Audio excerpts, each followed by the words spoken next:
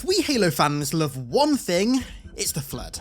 And if there's one thing that's been criminally absent from Halo for the past decade and a half, well, it's the Flood once again.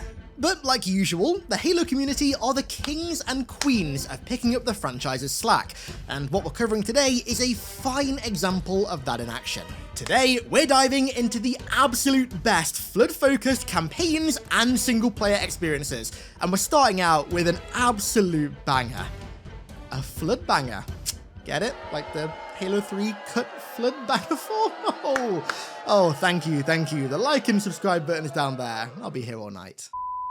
Anyway, the banger that we're actually kicking off with today is the Flood Forgotten Exile by ICONIC, one of the most, if not the most authentic Flood experience that Halo is probably ever gonna get. In Forgotten Exile, you play as an elite combat form under command of a Gravemind, with one simple goal: to stop the key from turning. But first it must be found. So you rally the Horde and fight through what feels like a radically different valley, encountering tons of new stuff along the way to stop the Covenant from lighting Alpha Halo. It's something of a reverse to Betrayals, which I guess by proxy makes it an assault on the control room. Anyway, it opens with a really cool and very combat evolved styled panning cutscene through the flood-fueled carnage of the facility, and right from the get-go, you feel like you're actually controlling a combat form. The slight infected vignette, the lack of HUD, the sickly green tooltips, your jump height, the sounds you make when you melee, the hordes of infected that you move with. All of these little details just come together so well to make this feel as realistic as playing as the Flood could ever possibly feel. I mean, health packs even come in the form of tasty, delicious biomass, for God's sake. I mean, what more could you want? Honestly, this mod is worth trying for the vibe alone. Oh, and also for the fact that, you know, you can just casually live out your fantasy of actually becoming a rocket Flood. I am not ashamed to admit that I spent more than half of my playthrough just LARPing as the one thing that Halo 1 taught me to hate. Truly iconic. After the Horde of Infected clear out the first valley, which is complete with a reinforced Covenant checkpoint that defends the entrance of the tunnels, you descend down into the subsystems, where you're greeted with a cutscene. Death and destruction lays everywhere, but the bodies are clean and intact, uninfected, meaning that this destruction was not the parasite's doing. The imposing music continues to build as you head over the bridge, only to then transition into Devil's Monsters as the entity responsible reveals itself, a Sentinel Enforcer. Now, you guys know how much I love these guys. I've got a real, special affinity for them, but the way that this boss-style encounter treats them and the way that it's presented is honestly amazing, because it's done in a horror style. And despite the fact that you are literally playing as the franchise's #1 source of horror, it still somehow manages to work amazingly. Never in a million years did I ever think that I'd feel anxiety in a mod where I'm literally playing as the Flood, but ICONIC managed to pull that off. You know, I've always thought that the visage of the Enforcer is really imposing in a difficult to comprehend way, almost in a slight uncanny valley manner, and this encounter plays into that so well. It makes you feel fear and tension for something else while literally playing as the franchise's #1 source of fear and tension. I can't reiterate enough, the ability to invoke those emotions whilst playing as the Flood, I think, is masterful work. Once the Enforcer's dealt with and you head back to the surface, there's a really cool moment where you and, God knows how many of the 50, 60 other combat forms all sprint out of the tunnel in unison. And this scene here felt so much like Halo's very own version of the Rage Infected reaching Paris at the end of 28 weeks later. I always loved the way that shot was done, how it had them emerging from the tunnels to Paris, and the way that this shot here feels so similar, I think works really well. It plays into the way that you so rapidly overrun the Covenant's defenses on the surface just immaculately. You know, I'm always a fan of anything 28 weeks/days later inspired or adjacent, and seeing it done this well with the Flood really made me smile. During this frantic dash through the canyon, you also get the opportunity to use vehicles as well, some of which have even been assimilated into the hive mind, kind of like how they get assimilated in Halo Wars and Halo Wars 2 when they're covered in infected biomass. Eventually, you make it back into the Cliffside Networks, where yet another horror experience lies. So, after you ascend the elevator, it's quiet. Too quiet. All you can hear is just some subtle soundtrack paired really nicely with Common Evolved's incredibly creepy and liminal ambient sounds, before you're jumped by camoed elites. Now again, you're playing as the Flood here. Nothing should be inciting fear because you are the fear. But this just goes to show how amazing Common Evolved's ambience was, and also how well it's been used by Icy Fire in this mod. I hope to Christ that they don't mess the little details up like the ambience in Combat Evolved in the remake, because there's just something about Combat Evolved's ambience, especially for the Forerunner constructs, that's just unnerving, and it adds to so much of the game's identity, and if it's not there, it's really gonna suck. But regardless, its use here, again, to make you feel fear whilst playing as the Flood is masterful. As you continue to progress through the rooms, they start to get visibly more damaged and degraded, culminating in this room that's almost fully consumed by infected biomass, with bodies gathered in the corners slowly being assimilated into the infection. From here on out, the facility is almost entirely under parasite control, but the Covenant aren't willing to let it go that easily. They start sending in specialized biohazard containment elites, armed with respirators and plasma flamethrowers to try and cleanse the infection and reclaim the area, and these guys are really, really cool. They make up these really tough little mini-boss encounters. Their flamethrowers are, as they should be, hyper lethal. But if you can get behind them and shoot the plasma tanks on their back, then they'll explode for an instant kill. They kind of remind me of the flamethrower units that you'd see in World War II or in Vietnam.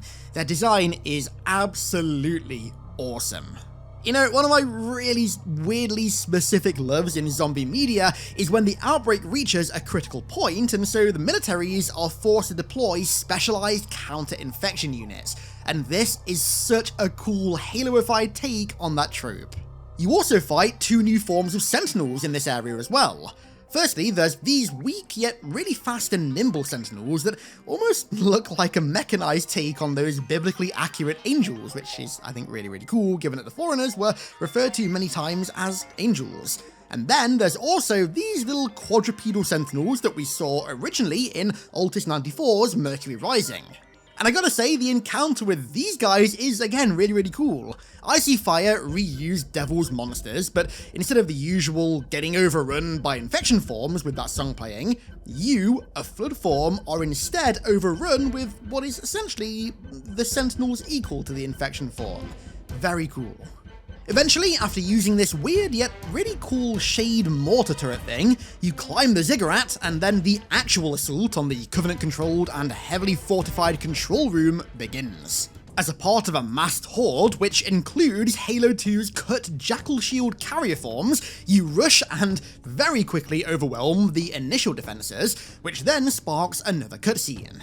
Now, we see what remains of the Covenant's defenses in the control room, with their elite leader trying and, well, failing quite badly to communicate with Guilty Spark. Speed is of the essence. The Index is naturally our first priority. Eventually, though, the parasite breaks down the blast door, causing Spark to dip to elsewhere on the ring, and friendly hordes flow in and consume what remains of the Covenant force, effectively securing the key and stopping it from turning.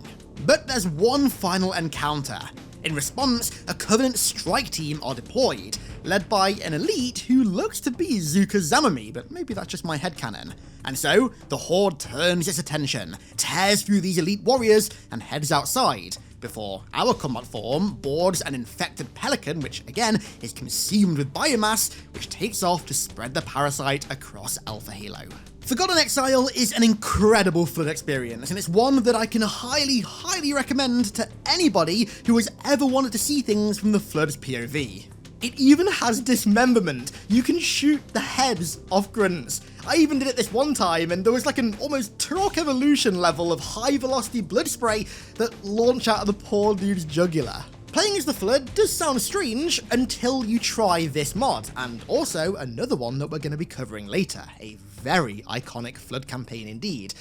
But we'll cross that infected bridge when we get to it. Okay, so if you like what you've seen so far and it's given you the itch to get into Halo on PC, then boy do I have a fitting offer for you. My Flood-themed PCs made in partnership with Apex Gaming PCs. From the Pure Form and the Gravemind builds to the even more powerful Primordial build, there's a PC build of power and price here for you to play Halo mods like these and more to your heart's content, regardless of budget. Just hit the link in the description and pick one of these bad boys up today. Next up, we have something very simple, yet absolutely worth playing. This is Contamination by I Can't Think of a Good Username. Now, it's a very basic Flood Horde mode set in a Halo 3 style recreation of one of the testing rooms from the facility in 343 Guilty Spark. But despite being so simple, the way that the Flood actually work on this map is really quite captivating. So the room itself is very small and very claustrophobic, and as the rounds climb and the Flood's numbers vastly increase, this claustrophobia becomes really oppressive. At first, there aren't that many combat forms, but as the rounds go by, you very quickly become overwhelmed in what is a truly canonical Flood manner. In the later rounds, as I was training massive hordes of flailing infected, surviving in this facility, it really started to give me Vietnam flashbacks, or I guess World War II flashbacks to Verrucht, and the extremely cramped and claustrophobic design of that map, and how that design quickly made it feel like you were heavily overwhelmed. You know, I would absolutely love to see a fully fledged zombies mode made in Halo 3 on this map, but expanded throughout the entire Flood facility.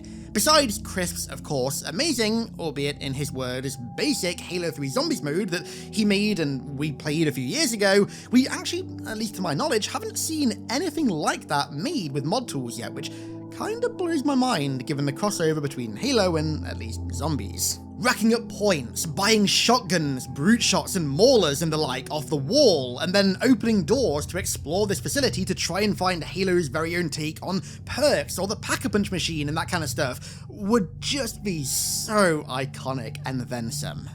I've also got to give credit to actually how cool this room looks as well, by the way. The size and layout are pretty much one-to-one with Combat Evolved, but the actual aesthetic is all Halo 3's Forerunner palette over Halo 1's, and combined with that really creepy, ominous green lighting, it looks amazing. The atmosphere is just peak. I'm telling you, this room and this level style in particular are begging to have a zombie-style game mode made for them.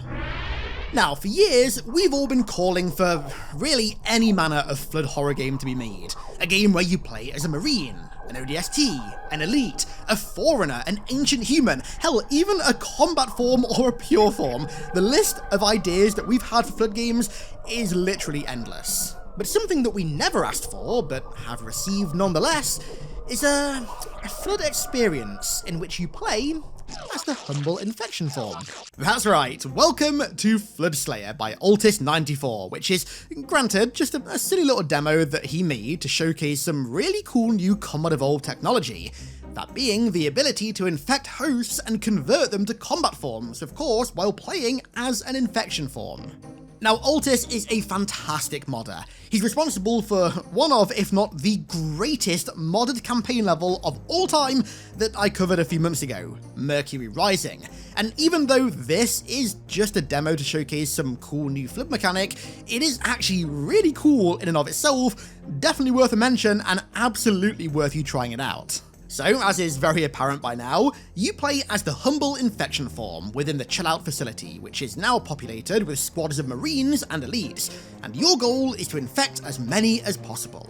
You do this by getting close to them and, well, essentially boarding them, digging your tendrils into their spine and injecting super souls into them until they fall down and turn.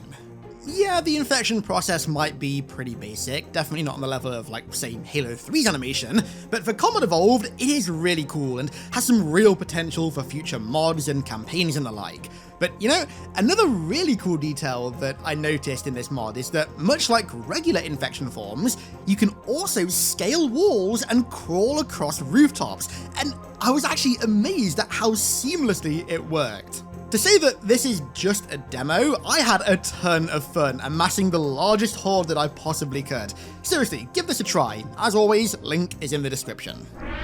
Now, of course, we talk a lot about flood horror here on the channel. I personally am a huge fan of the horror genre in general, so whenever I get the chance to talk about horror in the context of Halo, I am a very, very happy dude.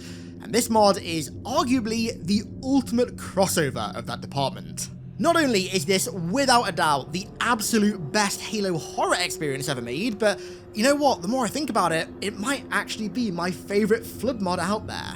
This is Recovered Footage by Siegebreaker, a mod in which you not only play out the infamous Jenkins helmet cam footage yourself, but also get to continue his story beyond the cutscene and even try and escape the facility. Well done zombie horror is my absolute favourite subgenre of horror, but it's very closely followed by found footage. Not to go off on too much of a tangent, but movies like Blair Witch, Quarantine, the VHS series, Creep, Cloverfield, and many others in this genre convey their horror in such a grounded manner that it's automatically 100 times more immersive than almost any other take on the genre. I mean, my love for these two genres is partly at least why I have such a ridiculous hyperfixation on 28 Days Later.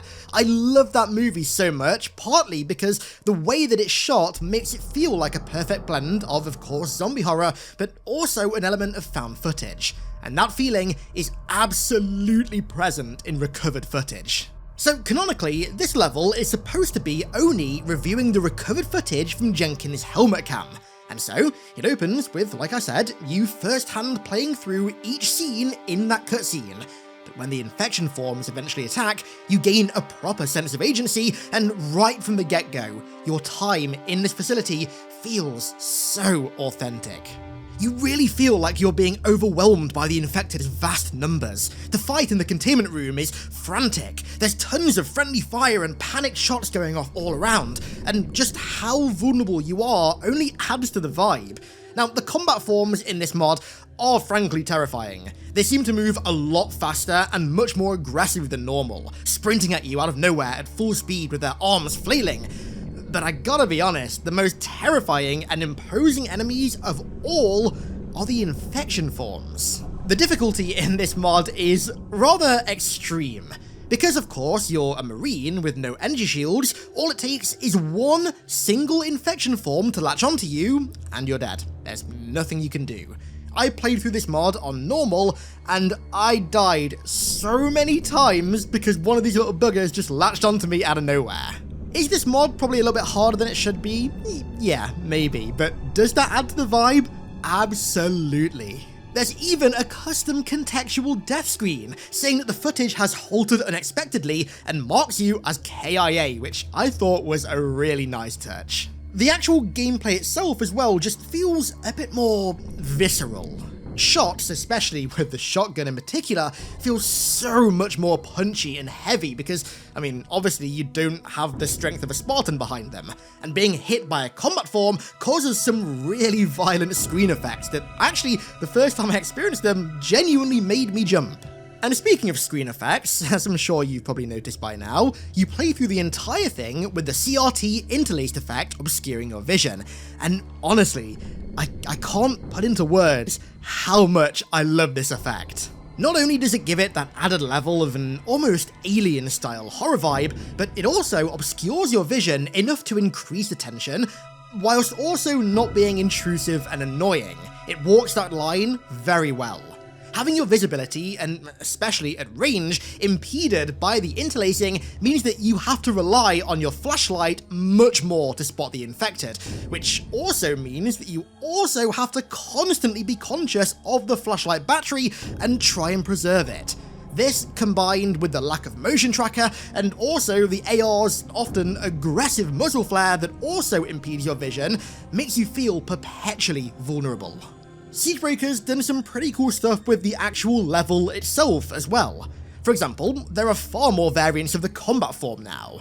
There's of course the regular Commodore types, but then there's also some infected, like this guy for example, wearing marine armor still, and well, you can't see it here because I blew his head off, but they also wear marine helmets with the eyepiece, and then there's also infected elites that still wear some of their blue and often even red armor plating.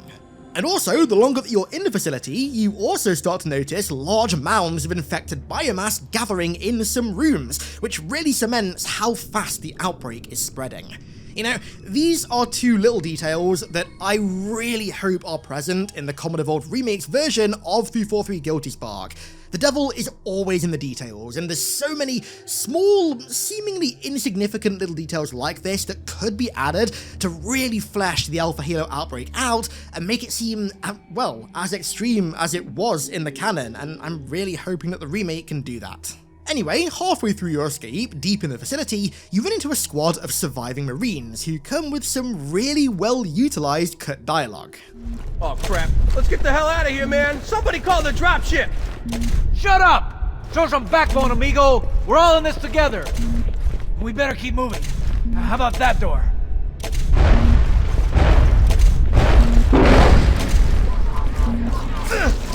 Oh, God! You know, again, little vignettes like this are such a great form of world building that I really would like to see in Halo 1's remake. And then, when you get to the surface, you not only rally alongside a much larger group of surviving Marines, but also Covenant as well. Yep, you heard me right. You fight through the swamp alongside Marines, but also alongside elites, grunts, and jackals, holding out against hordes of infected before Spark eventually teleports you up to the platform and whisks you off to the library to, assumedly, get the Marvin Morbuto treatment. Apparently there are 2 endings to this level, but I wasn't able to find the other one. Not sure what that other ending could be, but the thought of multiple endings is very, very cool. And that is recovered footage, the most authentic Halo horror mod of all time, and, you know, quite possibly my favourite Flood mod ever made, and I'm sure you can see why. There is also a little bonus level in this mod as well, where you play as a member of Fireteam Zulu, as they make their final stand in the canyon tunnels as it's overrun with Flood and Covenant alike. There's no win condition in this level, it's just a cool little endless survival level that uses some existing geometry, and it closes out the story of Fireteam Zulu's Marines quite nicely, as non-canon as it is. Overall, Siegebreaker nailed it with this mod. I highly recommend giving it a try. As per usual, link is in the description. Next up, we have a real interesting one. This is Animosity by TBZ. A Flood pseudo-level packed full of really unique items, and more importantly, set in a very unique location. So the location of this level is really interesting in and of itself. It's a Covenant Blamite mine that's been consumed by the Flood, and that appears to have had a large dome constructed around it. However, the outbreak of the parasite caused this facility to fall into total disrepair. The dome itself is now partially destroyed, with 2 crashed cruisers even punching holes through its hull, their wreckage now lying dormant and infected. Perhaps these were the vessels that brought the parasite here in the first place. But beyond that made-up lore that I just created here on the spot, the map itself has some really interesting backstory. What if I told you that this map was actually made by Bungie? Yep, I wouldn't even be lying either, no clickbait here my friends. This map is actually a cut Halo 3 DLC map called Desecration, made by Bungie, and resurrected by the dig site team. Now, Animosity isn't a linear level per se, but rather it's a persistent battle within this Blamite mine in which the UNSC, the Covenant, and Flood hordes are constantly engaged in combat, with of course, you intervening. Alongside you are Marines and ODSTs, the latter of whom are now entirely susceptible to infection, so yes, you heard me right, ODST combat forms now exist. You fight through this hive using a variety of new weapons, many ported from successive games like Reach and Halo 4, but also some entirely new ones like, for example, the Needle Cannon, the Blaze Rifle, and a very novel one, the Flood Spore Spreader, which looks like a dismembered limb of some massive unknown combat form, or maybe even a pure form that fires calcium spikes and spores. These new weapons are ideal for taking on regular enemies, as well as the resurrected Flood Juggernaut, which looks and sounds about as iconic as you can imagine. Seeing it with Halo 3's Flood textures, whew, I don't know, that just kinda activates something inside me. Overall, this level is relatively simple. You just kill as many Covenant or Flood or hell, even UNSC as you want, but definitely give it a shot, if not solely for the level itself. Fighting Flood, and the Juggernaut in particular, on one of Bungie's cut maps that looks this cool is a real novel experience. Okay, before we reach at least one of today's piece de la resistances, I think that's how you say it, we have one honourable mention. Halo Prevarication. Prevarication is a fully fledged ODST Flood campaign with custom Flood enemies, brand new anti-Flood specialized weaponry, and so much more. This is one of the most authentic full campaign Flood experiences out there. The only reason that it's just been mentioned as an honourable mention and not a proper one is, well, because I've already made an entire dedicated 25-minute video about it, so go check that one out once you're done with this one. Link is in the description. And finally, we've got one of the many magnum opuses of this video, the Flood Virulence. And in terms of size, this campaign goes far beyond anything that we've covered so far. The Flood Virulence is an entire campaign in which you play through the Flood side of the war on Alpha Halo, experiencing their entire story from release to rampant outbreak, whilst also expanding the story of that outbreak and taking it to all new locations and settings with brand new enemies and mechanics. Now, this mod does come with a little bit of caveat, so right now it's only available for Halo Custom Edition. It's not yet been ported to MCC, which of course means that if mods do come to console, then this, at least for now, won't come with them.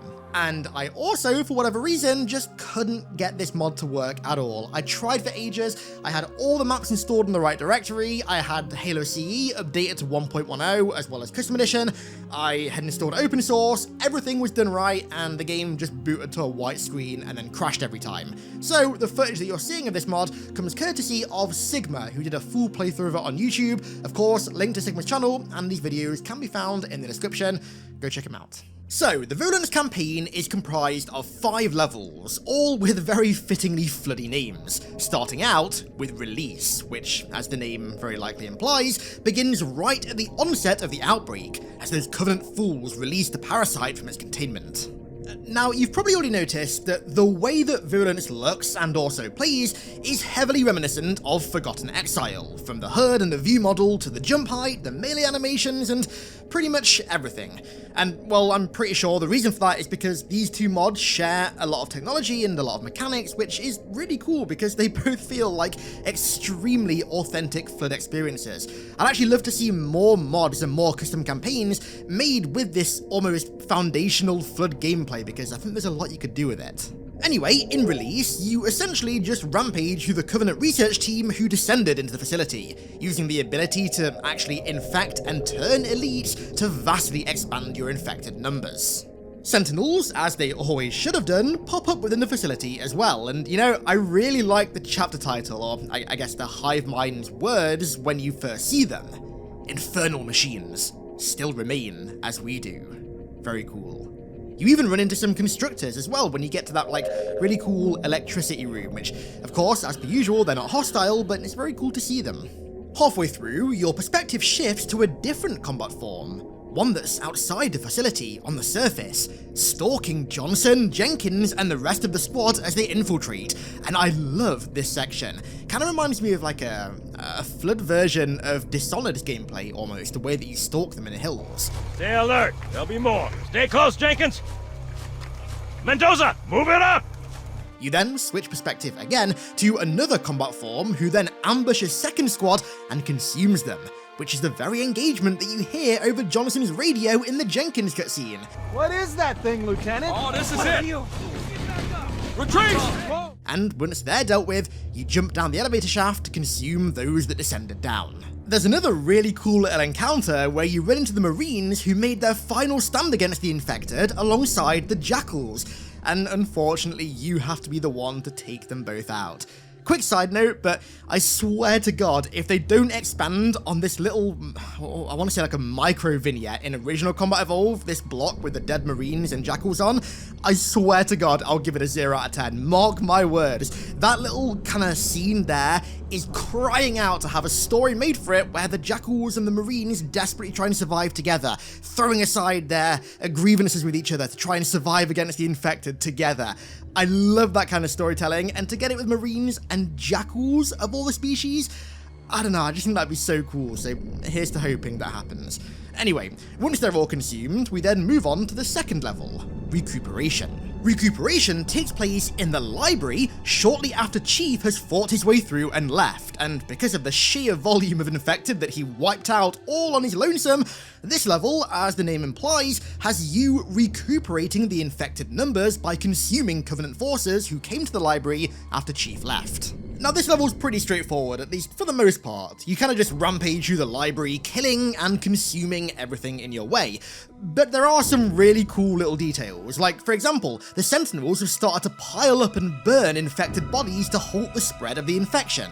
You make use of the vents to traverse the floors of the facility and to ambush the Covenant. Sentinel Enforcers defend the elevator platform that the Index would usually reside in. Toward the end, you even see a squad of dead elite ultras being infected, and the Flood hive mind tells you that they're members of the Council, so clearly meant to be elite councillors that we actually do see later on. But it's the final section of Recuperation where things kind of start to change up. So to escape the library, you actually have to pass through an entirely new section of the facility. Now, yes, granted, we're all saying it right now, this is obviously just reused geometry from Halo, but it's dressed up with kind of contextual holograms and stuff on the walls and the archways, dense flood fog, and even two huge rotating ring-like structures above the light bridge to make it feel like a brand new and unexplored area of the library over, yeah, what it really is, just reused geometry. It might look the same, but at least to me, it really doesn't feel the same. After fighting over the light bridge and taking out an enforcer in a room that, quite honestly, in hindsight, feels like it was almost purpose-built for an enforcer encounter, maybe Bungie had some weird foresight. But after doing that, this newly recuperated Flood Force reaches the surface of the ring, and the level ends, leading into level 3, Infestation, which tells the story of the infection of the Truth and Reconciliation from the perspective of one of the combat forms who crashes the infected spirit into his hangar bay. In the first half of the level, you spread until you reach the jail cells, where Captain Keyes is now residing, of course, the future host of the Proto-Gravemind. And then, with Keyes captured, you spend the second half of the level amassing enough biomass to begin construction of said Proto-Gravemind. And also, in the second half, you can really tell that the infestation is spreading rampantly throughout the ship because the hallways are laden with that thick flood fog. When you reach the bridge, the Proto-Gravemind has already begun construction, but Keyes is somehow managing to resist its intrusion into his mind, and you can actually hear him doing so when you're nearby, which is a really cool little detail. 19912-9912-. This also leads into another really interesting encounter, a wave-based survival section where you, the zombie, have to defend the Proto-Gravemind from waves of Covenant, which I thought was quite interesting because it flips the kind of holding off against waves of zombies trope on its head. Typically, it's the humans and the biological living beings that hold off against waves of zombies, but in this sense, it's the other way around. Anyway, after more exploration in pursuit of consumption, and also after even playing as a camoed combat form for a little bit, you return to the Proto-Gravemind, now far greater in size, to defend it once more from the Covenant. After which, the Reclaimer arrives, and your perspective shifts to yet another combat form in the cliffs below the ship, and with this shift comes a time skip. In this time skip, not only has the Reclaimer secured Keyes' neural interlease, but also, differing from the regular lore, a sect of Covenant have managed to reclaim the bridge of the Truth and Reconciliation and have burned the Proto-Gravemind away. And so, unlike the regular canon, where it's ODSTs that go in and ultimately sacrifice themselves to destroy the Truth and Reconciliation and stop the Flood from escaping the ring, in this case, it's the Covenant who do so, and they don't even sacrifice themselves. They manage to get out of the ship alive before then being consumed by you. Another quick side note, but I really hope that the Combat Evolved remake actually does something in-game with the ODST's mission to go in and ultimately destroy the Truth and Reconciliation. That is a kind of lone wolf suicide mission level just waiting to be made. But the Flood have one small caveat here. Given their newly consumed human intelligence, they now have the knowledge to repair the Pillar of Autumn and use that ship to escape Alpha Halo instead. It turns out the Truth and Wreck is simply surplus to requirement, and so they hijack a ship from the cliffside and head to the Pillar of Autumn. But the next level isn't actually there where you think it'd be. Instead, level 4, the penultimate level, Vitriol, actually takes place within the Silent Cartographer. So after we raid the island in, of course, the level The Silent Cartographer, we never hear anything else about the facility. But the lore set up here is actually quite interesting as to what happens to it after our journey there. So the Covenant still fortify the Cartographer and are now using its map systems to locate Flood outbreaks on the ring and neutralize them. So the Flood emerge from the abyss of the facility and begin to consume it. On the way, we run into Sentinels, where the Hivemind intelligence remarks that they appear thanks to our proximity to the Sentinel Factory, which, you know, the thought of the Sentinel Factory on Alpha Halo is actually a thought that I've never had before, but there had to have been one somewhere. That was a really cool introduction in Halo 2, having the Sentinel Factory be like a mobile entity that can move across the ring to areas of Flood outbreaks, and the thought of that actually happening on Alpha Halo, I'd never thought of until now. Hopefully that's also something that we see in the remake. The closer you get to the surface, the more you start to see the Covenant's crude attempts to barricade doorways and stop you from reaching their control conduit, which they're using to power a shield that surrounds the map room. But you make it to the conduit and deactivate it, after which you head back down to the map room, slaughter the elite counselors who are residing within the map room and secure it. And after another time skip, we see that following their loss of the Truth and Reconciliation, the Flood have begun converting the Cartographer into a replacement hive, and you can really tell that they have done. There's biomass coating the walls and tentacles hanging from the ceilings, and of course, the facility is also dense with the Flood fog. To try and quell the outbreak, Aggressor and Enforcer Sentinels rise out of the abyss, while the Covenant send in camoed zealots and the same biohazard containment elites that we saw in Forgotten Exile to do exactly the same thing. And of course, both fail to stop the parasite. And so, with this two-pronged assault dealt with, your spread finally reaches the surface, where the island is plunged into the dark of night. The island itself is far more fortified than what we're used to. There's even a Covenant corvette hanging in the sky above, along with Sentinels and even more Enforcers that show up periodically as well. And although, once again, you handle both of the foes on the island with ease, the corvette is present for a reason. It begins to bombard the island with heavy plasma, glassing it as the new combat form that you now control flees down into the depths of the facility to escape the molten heat as it, and also the newfound hive with it, fall apart. And when you reach the bottom, you seemingly escape into the bottomless abyss and the level ends. And that brings us to the 5th and final level of Virulence, Decay, which opens with the Flood's march on the Pillar of Autumn's crash site. When you break in, you really get a sense of the overwhelming numbers that the infected have at their hand as they flood the Warthog Run route and also the engine room and the other interior hallways as well. Put shortly, this ends up being yet another massacre for the Covenant. Using the ship's tunnel networks, you traverse the ship, sniffing out what Covenant remain before the Hivemind senses that the Reclaimer has returned once again. And so, you begin to stalk him. As the Hivemind plans to convert the Autumn's wreckage, or as it calls it, the coffin, into a new hive, you begin feeling rumblings from the engines as Chief destroys the fusion drives, and so you hurry to stop him before this potential new hive is destroyed, but he gets away, both in the maintenance elevator and also in the longsword, and the Autumn eventually detonates, killing you, destroying the hive, and wiping the Flood off of Alpha Halo. And so, that is the Flood Virulence. Overall, a really good, slightly alternate canon Flood story that, although of course being non-canon, does add some stuff to the Flood outbreak on Alpha Halo that I really like the return to the Silent Cartographer, for example. That is a really cool addition to the story that doesn't intrude on anything, just expands the outbreak, which I really like.